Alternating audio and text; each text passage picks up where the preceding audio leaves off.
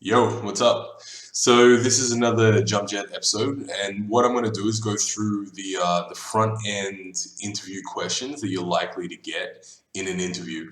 So we're going to start really basic. So the first few episodes are going to be basically like HTML kind of based questions, and the first one we're going to jump into, and you probably get this question quite a lot just to see if you know the real basics, and that's Doctype. So you might get the question like, what is a doc type, or what does a doc type do?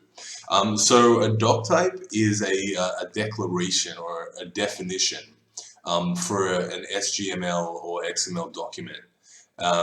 So that includes things like web pages.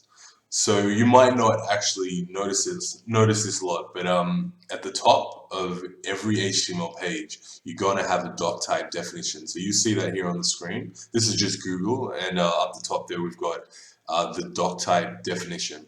And basically what happens is that a web browser reads the doc type, and it based on that information, it determines how it should render the HTML layout.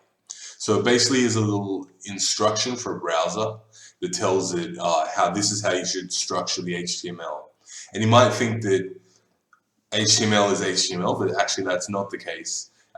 You can have legacy browsers, Internet Explorer, or modern browsers, and also different versions of HTML that actually have different rules.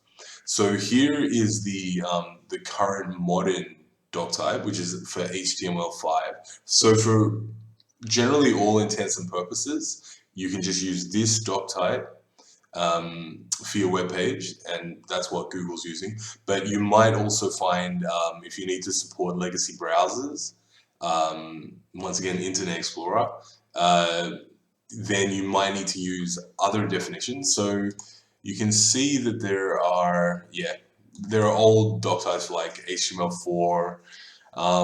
And another little thing is that if you don't define a doc type, number one, the HTML is technically invalid, and number two, you can run across some very funny things, which is to do with something called Quirks Mode. So there's two different ways to interpret the document. There's Quirks Mode and Strict Mode. If you don't define an HTML doc type, then the browser might interpret your page using Quirks Mode. There's actually a whole bunch of stuff you can read about Quirks Mode and why it exists, but it can do all types of funny stuff depending on the browser. So you definitely want to declare a doc type.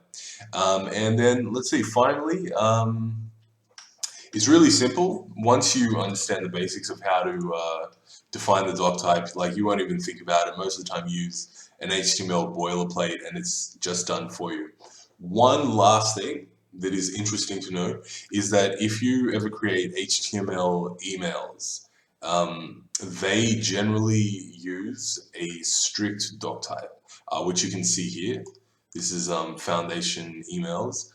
They're using this very specific XHTML strict doc type. So that's something to remember.